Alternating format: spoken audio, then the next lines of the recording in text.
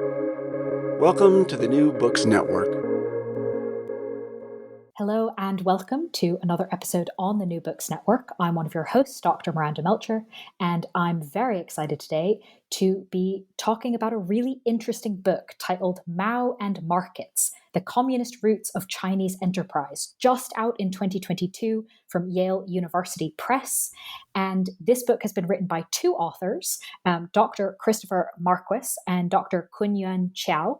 And I have Chris with me today to talk about this book that is really important and really interesting, both as a historical assessment and as recommendations for current practice for, I think, a lot of different kinds of people from outside of China who might be interested in understanding more of the dynamics that impact China and Chinese business today, whether you're working within China or have any interactions internationally. This book is probably going to be of interest. So, Chris, thank you so much for being with us on the podcast to tell us about the book. Great. Well, thanks so much, Miranda. And also thank you so much for the nice words about the book. Could you start us off, please, by introducing yourself and your co-author a little bit and explaining why you decided to write this book? Sure. So as you mentioned, my name is Chris Marquis, and I am at Cambridge University. I just actually joined Cambridge in January of this year, so I've been settling in for the last 10 months or so. And my position is a Sin E professor of Chinese management, and I'm at the business school. My co-author, Kunyuan Qiao, is a recent PhD grad from Cornell, and I was, recently at Cornell for 7 years before joining Cambridge. And Kunyuan recently graduated with his PhD and has joined the faculty of Georgetown. I think you asked also why we decided to write the book. And Kunyuan and I have been working together for many, many years now. And most of the work we do, is peer-reviewed academic journal articles. And the type of research we do is typically quantitative work. So we have, large databases of entrepreneurs in China or, publicly traded Chinese firms. And, we've done a number of papers looking at business-government relations, and we're thinking about, how can we take this, empirically grounded work and try to actually translate some of the insights that we have into management recommendations for policy. So we decided to put a lot of that research together and then write this book. And it turns out, that was our initial goal, but we ended up going way, way beyond the papers that we wrote and really trying to ground our arguments in new interviews with entrepreneurs, collect a lot of data on newspapers, newspaper articles back to the founding of the PRC so that we could, really sort of understand how ideas changed throughout time. I'm glad you mentioned a bit about the kind of data and sources used in this book, because I think it is definitely a really interesting way that you've brought the past and present together through these different kinds of sources. And I'm sure we'll get into a bit more detail as we go through the discussion about the book. But I'd love to kind of next talk about the title, right? As an obvious starting point. The title, as I said, is Mao and Markets. Now, there's obviously a really common assumption in a lot of ways that China today has much more of an open economy, and therefore Mao and communism are a lot less relevant. This book argues very persuasively against that idea. And that kind of leaves us, though, with an initial question to answer, which is that China has changed rather a lot since Mao died. Even the Chinese government admits this. I mean, it's not a secret. It's not a particularly controversial statement.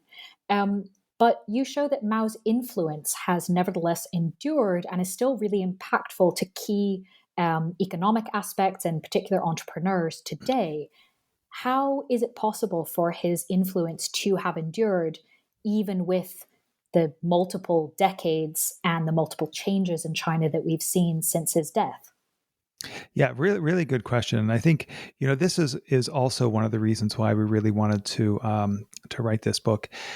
So I mean, you're right. I mean, you look at Chinese cities. I mean, there's these amazing, gleaming skyscrapers, incredible transportation, infrastructure. So economically, there has truly been absolutely a transformation between 1978 and today. But actually, within the political system, which is dominated by the Chinese Communist Party, there's been less of a change. And, even current day President Xi, says frequently, which is actually a quote of Mao's, east, west, north, south, the CCP leads everything. And so I think this is one aspect of Mao's influence that has really endured, and it endured through, Deng Xiaoping, who was the sort of supreme leader, a number of years after Mao, and Jiang Zemin and Hu Jintao, who followed him up until Xi Jinping. So one thing I think is this idea of the Chinese Communist Party really at the center of the government and the economy and even the military. I mean, it's sort of interesting. In China, the military reports actually into the Chinese Communist Party. It doesn't actually report into the government or state like it does in most countries, or at least most democratic countries. So that is sort of one area, sort of the institutions, and how the CCP is really still very much at the core and has been at the core throughout the period in the 80s, 90s, and early 2000s.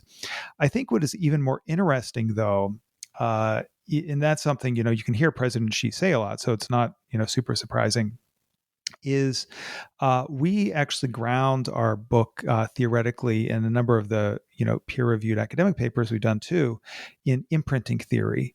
So this is a perspective people might have heard of it as it relates to social sciences, but if they haven't, they probably have heard about it. This sort of groundbreaking work in the early 20th century that Konrad Lorenz did, the famous and Nobel Prize winning, I think he was Austrian, a biologist. He did these a series of experiments on a variety of different animals to see things like geese and ducks after they hatched out of their egg, if they saw Konrad Lorenz or a cow or their mother goose, who would they end up following? And it turns out that whatever they saw first, they would imprint on, he said, and then they would assume that this entity was their mother and follow them around. There's these sort of famous pictures of Lorenz walking through streams and walking through fields with a sort of row of ducks or geese following him. This was then actually in a less deterministic way imported into the social sciences and has really been studied in a number of areas through economics and sociology. My home discipline is sociology, psychology, and the idea being that actually there are these sort of influential periods for people that have really deep effects on them for a long period of time.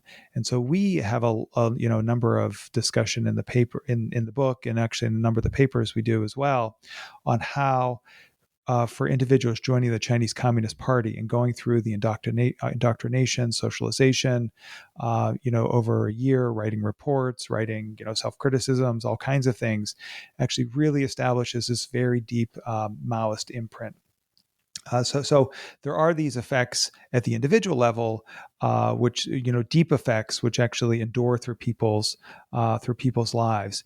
This is also then throughout the culture continued to be, sort of exhibited. So, for instance, or sort of exhibited, reinforced. So, for instance, curriculums from grade school through college. The students take compulsory classes on Mao Zedong thought. I discovered this. I mean, one of the reasons why we focused on Mao is just so many times I would, just unexpectedly bump into Mao when I was either in China or, doing my work. So, for instance, I was on admissions panels at Harvard, where I was before Cornell and Cornell. And at Cornell, one day I was browsing a Chinese applicant's file and saw the characters for Mao Zedong Sishang, which means, Mao Zedong theory on this person was a male transcript. And it was a required class. And then I looked closer and it turned out he had taken 2 in his university required classes on Mao thought. I went to the English translation of this because the universities provide a sort of notarized English version too, and it just is described very neutrally as Chinese philosophy. And I looked in a number. I mean, not every all students in China. I was very curious, and I looked through a number of students' transcripts, Chinese students' transcripts, and all of them had taken Mao classes in Mao thought. Although there's a variety of translations, not all of them translated them as Chinese philosophy. So education, movies, TVs. There's red tourism, people visiting, Yan'an, where Xi Jinping and the Standing Committee of the Politburo just visited right after the 20th Party Congress. So there's all these ways of reinforcing the influence of Mao. One of the times when I was visiting Changsha in Hunan province, when I was spending time in China, I went and visited Mao's hometown, and it was like nothing I'd ever seen. Actually, I mean, I visited Monticello and Mount Vernon, and in the U.S., and it's these very sort of erudite and not very crowded places, but Shaoshan, which is Mao's hometown, I mean, it was flooded with visitors from the countryside, and really just packed. And so I think that I know, apologize for the very long answer, but from, the systems and institutions of the CCP to individual culture, and that are continually reinforced. I mean, Mao continues to have very pervasive influence on Chinese society. Thank you for explaining that. I think the levels of different ways that Maoist thought is taught, is influenced, is available is really important to understanding. The fact that it's not, for example, something someone has to seek out after a certain level of education to be able to understand the philosophy, right? It's essentially, as you said, mandatory in a lot of senses to engage with. And I think that's an important point. So thank you for explaining the number of different sort of vectors of influence that it has in China. I'd love to turn then to a perhaps less known influence to Chinese business and entrepreneurship today, but is still a really crucial part of understanding kind of how false and how maybe not useful the dichotomy is between communism and free markets, which is the idea of kind of grouping China and the USSR together. Mm-hmm. And that we can, what one did, that will happen to the other. Okay, well, China, I guess, has avoided it so far, but it's inevitable at some point, right? And that we can make economic comparisons between them, which at least I'm skeptical of. And I admit, reading this book, I was kind of like, okay, so you're skeptical too. Great. These are probably not super similar Right. Things. And in fact, you both argue in the book that this lack of similarity is actually quite a lot on purpose, that China has purposely learned things from what happened to the USSR in order to avoid a similar fate. So can you tell us about kind of why they're not similar, what was learned? Sure, a couple things. So one that is, really still very visible today and even discussed today, and there was a recent documentary shown in China on this, is sort of the importance of sort of maintaining history and legitimacy of Mao. So a diagnosis of a problem, problem why the Soviet Union collapsed is that, the Soviet Union, sort of was, I don't know the right way to put this, sort of historically nihilist. And that is a term that actually the CCP uses to describe, denial of history. Particularly, the famous example is after Stalin died, Khrushchev, the next supreme leader, really sort of denigrated and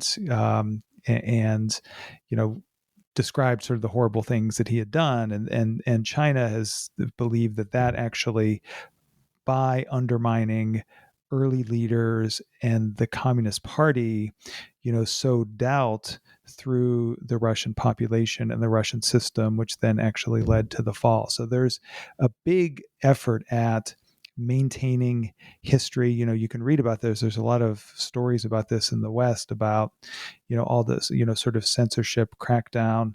When the Chinese Communist Party recently had its centenary, 100 years in 2020, 2022 or 2021, they published an official history of the Communist Party, and sort of whitewashed all of the really disastrous things that happened in Mao's reign, and sort of elevated Mao and his importance. And this because of this belief that we can't deny our history. Our history is really important to our legitimacy. And like I mentioned, they had a documentary as well about how this was a real key issue with why the Soviet Union collapsed.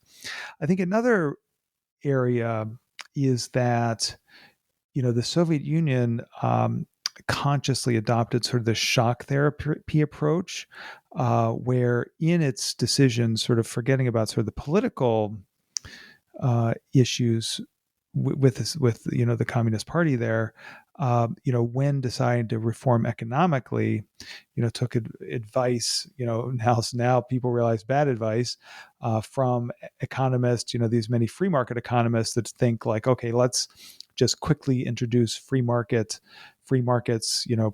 deregulate prices, and the magic of markets will create this a new democratic Soviet Union or Russia, or new democratic Russia.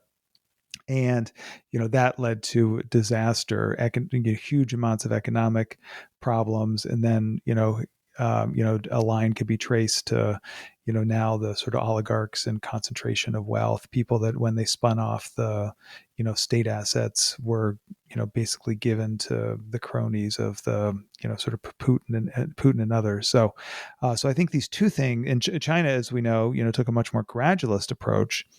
Opened these special economic zones, initially 4 of them, Shenzhen being the most famous, where they were able to have a limited experimental way of implementing the sort of economic reforms and changes. And then after they see what actually can work in the China context, that can actually be expanded and rolled out to the rest of the country. So I think those are a couple of the key reasons why, sort of this USSR analogy doesn't work. I mean, you sort of can't lump all communist systems into one bucket. Especially not when one system learns from the other and right. actively tries to make sure that they're not the same. Yes, exactly. So now that we kind of have those two foundational ideas sorted, right? How does Mao's influence exist today? How is it transmitted? And how, making sure that we don't, for the rest of the conversation, sort of artificially conflate the USSR and China. I want to kind of get into one of the main ideas of the book, and of course one you've already talked a little bit about, which is the impact of Maoist ideas on Chinese entrepreneurs. And there's a lot of different kind of strands to this, so we'll probably take it in pieces. But maybe first we could start with the idea of how Maoist ideas impact how Chinese entrepreneurs think about competition or relations with foreign businesses. Sure, yeah. Let me... So I think I'll say a little bit about just sort of Mao's influence on Chinese entrepreneurs and how they compete in general. This is something, again, that I was really fascinating to learn about. I mean, so, I teach in a business school. I mean, although my PhD is in sociology, some of the typical sort of business school, sort of person. But so one interesting thing is that a lot of times competition, the sort of military analogies are given and military strategies are sort of adopted for, for business, like Sun Tzu or Van Clausewitz. I mean, there's, lots of sort of popular books, and I think even taught a little bit. In China, actually, obviously Sun Tzu is studied, but Mao is really seen as a business guru as far as the military strategies that he had. And actually, I think there's relative agreement that Mao was a disaster leader of a country, and from maybe not among the Chinese Communist Party, this agreement, but I think among people that study China from a more objective lens, there's a lot of sort of evidence that China was not well served from him, certainly in the last parts of his reign with the Cultural Revolution, the Great Leap Forward, However, he was a very skilled military commander and military strategist, and many of the military strategies very creative and unique and thoughtful as applied to China. Many entrepreneurs and leading businesses follow. So, for instance, one of these that I think is really fascinating is what is known as surrounding the cities from the countryside. And orthodox, sort of traditional, Marxist-Leninist theory is that, the people that work in factories, the industrial laborers in cities are sort of the key to revolt, and that's what happened in the Soviet Union. And that would be the core, sort of the vanguard of a communist revolution. And the Soviet Union actually was early funder of the CCP, and really pushed this idea, and had a lot of very early military failures. Mao had the insight, well, actually, China is not a tremendously urban country, not tremendously industrialized. Actually, what we have is a lot of rural peasants, and what we should do as our military strategy should actually be first about sort of conquering and gaining the sort of hearts and minds of the people in the countryside, and then we'll move into the cities. And this is the strategy that actually ended up working for the CCP. Many businesses have used this. For instance, Huawei, early in its days in the 1990s, really an early startup, Western telecommunications companies were very dominant. And they realized, well, we're going to go to the countryside, and we're going to actually work on, deploying, telecommunications infrastructure in places that these large companies, like I think at the time was Alcatel and Lucent, actually are not going. We're going to become large and successful by focusing on the rural market, and then sort of really come and dominate the cities. And that's actually what they did. And now they're obviously a company that's a point of contention between particularly the U.S. and China, but has grown tremendously successful, and very innovative company. Another more recent example is Pinduoduo, sort of online platform. They've realized, okay, we have Alibaba, who has Taobao and JD.com in the big cities. So we're going to actually start in the rural locations. And this worked for them. And so many entrepreneurs talk about how Mao strategies are essential to competing in China. Other things, you hear entrepreneurs talk about, he said, never fight an unprepared war, the importance of protracted war. So, things like sort of persistence and grit and working hard, and all these things are things that in our interviews really stood out. How many, even if obviously the Communist Party member entrepreneurs we talked to, would be very salient to them, but all Chinese actually know many of these theories that Mao had as applied to military, and so these were actually really, really sort of have been really important. I realize that was a little bit of a preamble, I guess, to your main question, which is about, I think, foreign businesses. And so one of actually the academic papers that really inspired us, sort of was our academic papers, to really work deeper on this, was a paper where we looked at the internationalization of Chinese companies. And what the key findings of that is that in some ways, the deeper the Maoist imprint, which we measured a bunch of ways, sort of when they joined the CCP, and other sort of key aspects, the less likely these entrepreneurs were to internationalize their firm. And this being both going global themselves and also sort of accepting international partnerships or investment.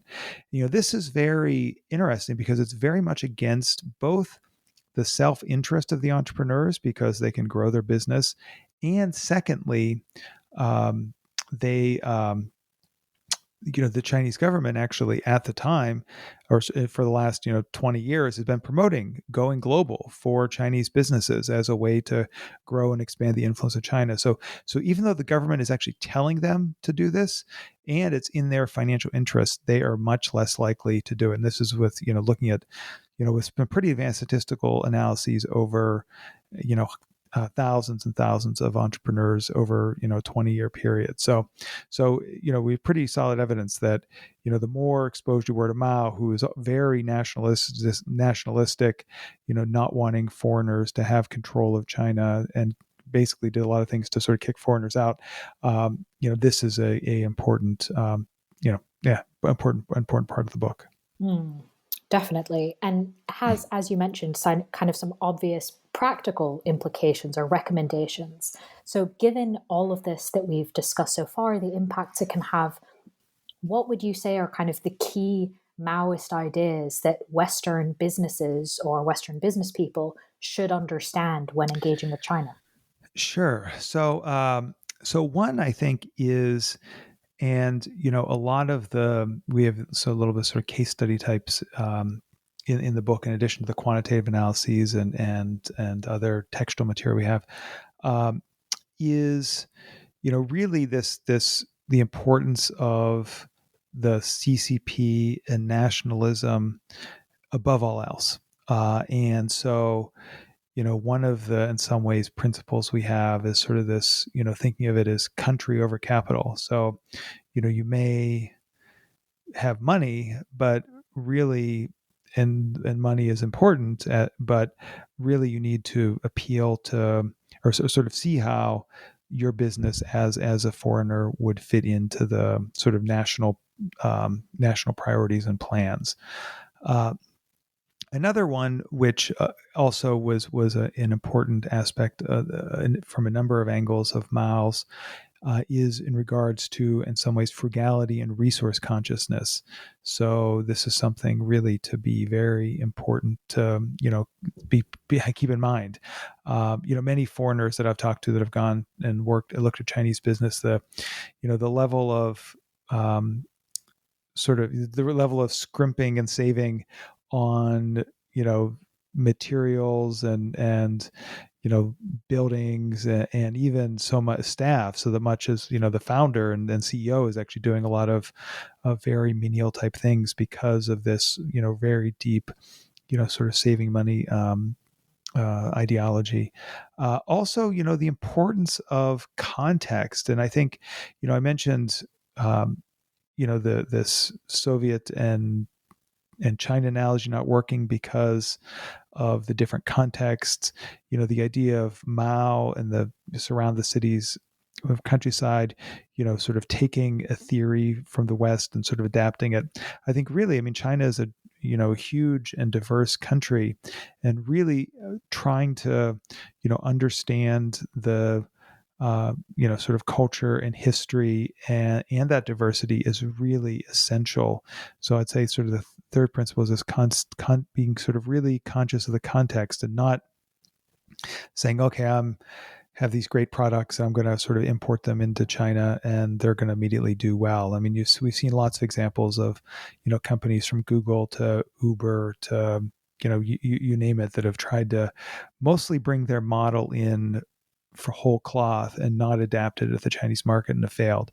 And part of that obviously as well is that, Chinese, given the large market, it ends up sort of growing up, so to speak, a number of really powerful incumbent firms that are really, really well tailored. So if you're Google, it's really going to be hard to compete against Baidu, which, is really mainly only focused on the Chinese market. If you're Uber, competing against Didi is really hard because, Didi is really focused on the China market. Yeah. So in the fourth point, so we call it norms over rules. So, in the West, there's, very well-defined, rules and laws and actually in some ways, sort of more emerging markets where business has not been established for, decades or 100+ years, it's typical that actually there's much more of an informal institutions like networks, and personal connections are important. And I think, this is something that we also see tremendously in China. You see any sort of airport business book on China, it talks about guanxi. Well, it is sort of a little bit overdone, but it is also actually the case that this idea that, informal relations, trust, are more important than, sort of more, they may be the more formal aspects like, sort of the contracts or specific rules. So that would be the fourth. And the fifth and last, is a relatively quick one because we've already talked about it, is persistence. I mean, this is something that, sort of was so important, to Mao, his idea of protracted war and the sort of grit and stamina that Chinese businesses have is very impressive and certainly something to keep in mind. Very helpful, I think, for quite a number of people to understand China a bit better. And of course, anyone looking to do business or better understand what's happening, very helpful. Similarly, I was wondering if you could lay out the kind of principles of business that the book discusses. So that actually was the principles of business, that the sort of, for those five principles. Sorry, that wasn't clear. So that was in some ways, and the principles of business that we also think that sort of Westerners should understand. So I want to kind of, you've obviously mentioned this in some senses through examples already, right, of particular companies that probably a lot of people are going to be familiar with, like Huawei, Right. but also sort of key instances, key things that have influenced the thinking. So obviously we've spoken about the fall of the USSR. We've spoken about kind of Maoist education and this idea of sort of imprinting. We've talked about the special economic zones and the kind of experiment of that.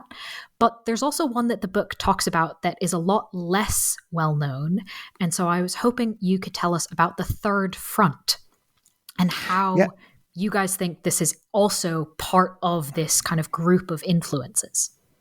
Sure. So let me back up a second. So the book is organized in three core sections. As we see sort of the key, in some ways at a global level, Mao's key influences. So one are his ideas, and this includes the military ideas and a variety of things that I've already mentioned, like frugality and nationalism and et cetera.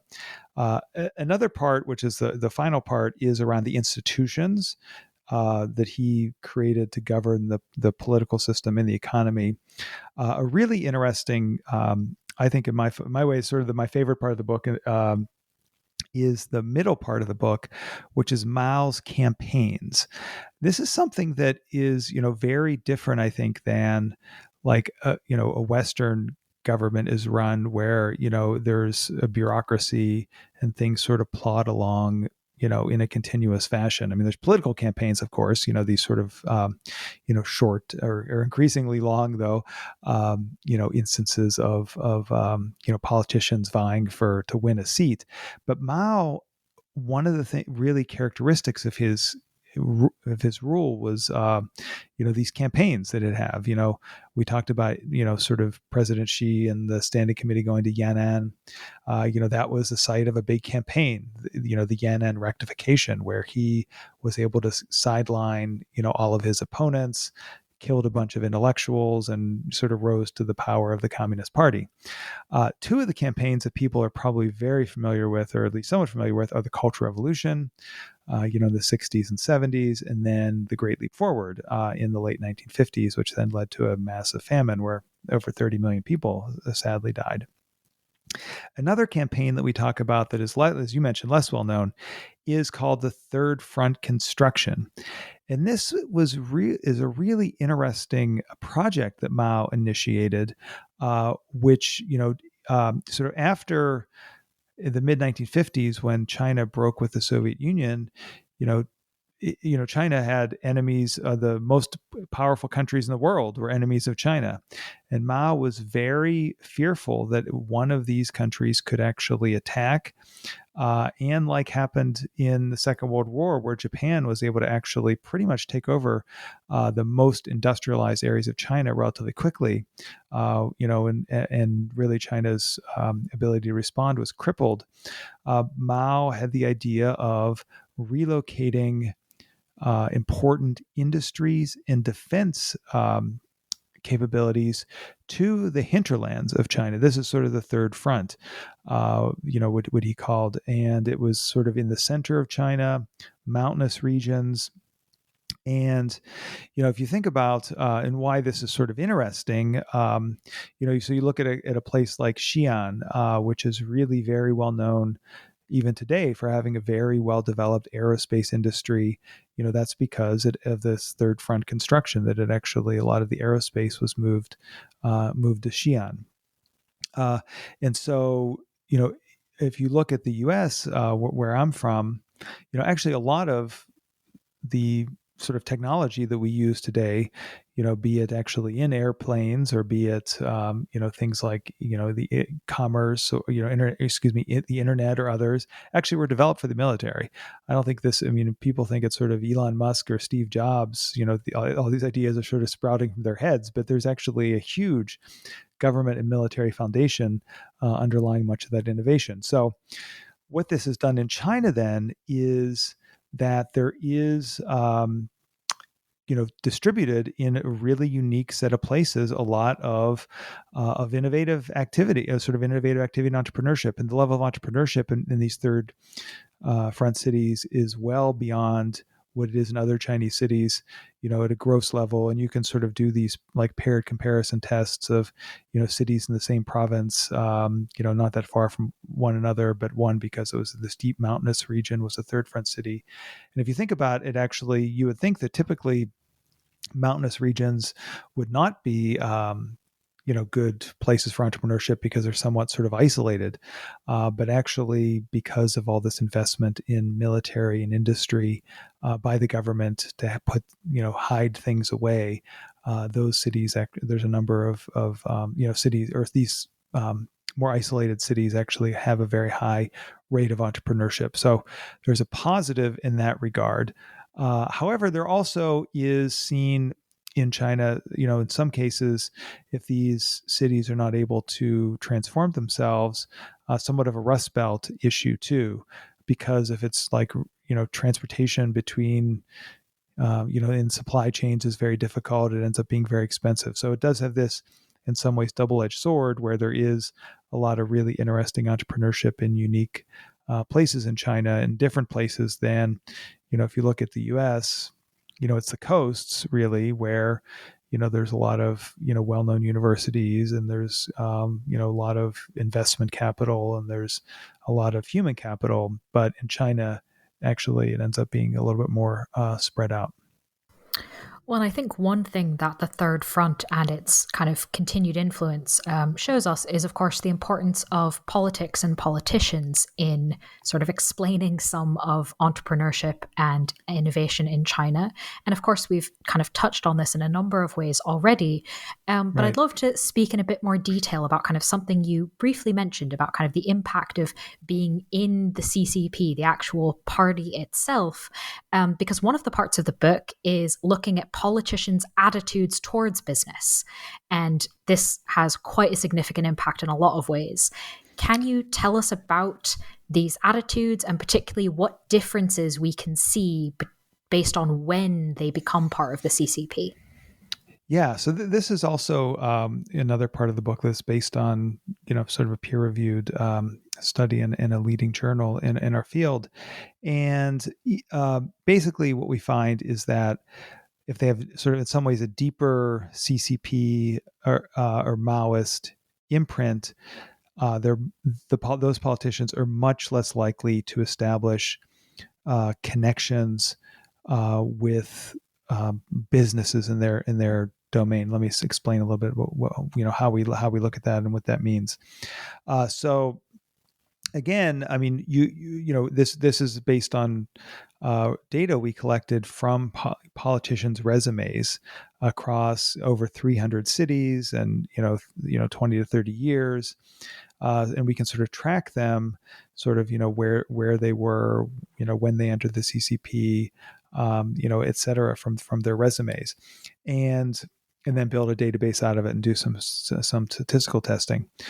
So the politicians that were, joined the CCP before Mao passed away, and perhaps had been through some, more, sort of deeper CCP socialization, so to speak. So, things like, depending on where the place they lived, was liberated by the CCP, because that actually extended over a number of years, or whether they'd been part of the Cultural Revolution, to try to sort of understand, like, how, when and how they might have actually sort of had this deeper Maoist, early CCP imprint. So those folks, and if you think about, we have in some ways four different types of people. We have the people that have experienced all this, all these CCP imprinting processes, and before 1978, and then we have people that have had those same experiences but were not CCP members.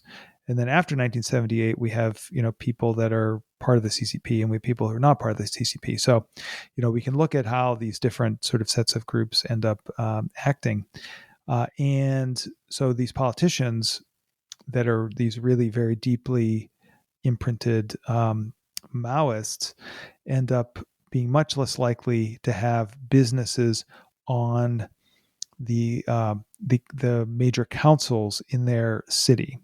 So this being, there's coming up in March in China, there's going to be the two meetings, which the People's Congress and the Consultative Congress, of which many, entrepreneurs and business people actually sit on those bodies. And those bodies aren't just at the national level, but they are at the provincial level, the city level, and even sort of lower levels like township and village level. So so we looked at it within cities, like, okay, if you're going to be very, you're very deeply red, so to speak, are you going to actually be having business people in your councils, and much less likely to do that. And this is important, I think, or, sort of in some ways counterintuitive, or not counterintuitive necessarily, but it is in some ways interesting, because actually for most of the last, since Deng Xiaoping, key performance indicator for politicians is GDP growth in their locale. So you would think for their own career advancement, these individuals actually would want to be connecting to businesses, co-opting businesses by having them part of this council. So very much in their self-interest. But, given the ones that we talked about with the deep CCP imprinting, they, in some ways held back of that, which we argue as a result of, being indoctrinated, so to speak, in the, this sort of very nationalistic anti-foreign ideas that Mao had. Mm. And this is really key because, of course, what this is all talking about is that we can't sort of artificially separate business and government or politics in China, Right. and really in most countries, you can't really separate those out. So similarly to how you described kind of the principles of business, what are the principles of governance that especially Western business people should be aware of? Sure. Say a couple things. One is politics at the center. I mean, I mentioned this a couple times, this sort of east-west, north-south, CCP runs everything. And this is something, the control of the CCP of politics, and we've seen this in recent years with President Xi really taking a much harder line on many industries.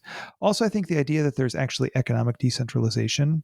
So, this idea of these politicians being able to economically grow their own areas and have their own KPIs is something actually that differs from the Soviet Union, is something that as business people, that could be a real, you don't need to necessarily go to the large cities. I mean, there's actually a lot of places outside of the main cities, and because of how decentralized the locales are, you can really find some key markets. I think also, even though we've talked a lot about ideology and sort of the strength of Maoist ideology, I mean, there is in many ways, I think, a pragmatism element too. I mean, the surround the cities from countryside that I mentioned is a way of sort of adapting and being pragmatic. I think that, the opening up of Deng, I think, is another way. So there is this, sort of ideological pragmatism. Importance of history, as I mentioned, is I think I'm on my fourth one now. So politics at the center, economic decentralization, ideological pragmatism. Yeah.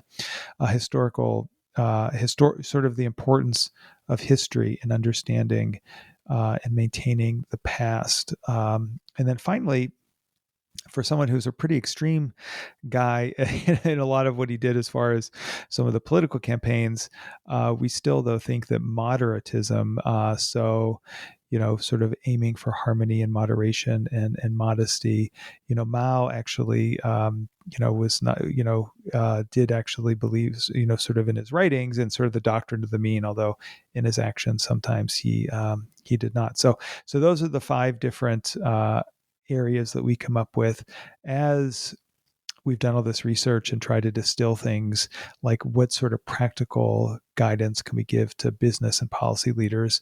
This was what we settled on. Well, thank you very much for sharing them with us, sharing this whole discussion. I think there's going to be a lot of listeners who are very curious. So again, the book is titled Mao and Markets, The Communist Roots of Chinese Enterprise, out from Yale University Press pretty much right now when this episode is coming out. And we've had with us Dr. Christopher Marquis, one of the 2 authors of the book. Thank you so much for being with us, Chris. Miranda, thanks so much. Really enjoyed the discussion.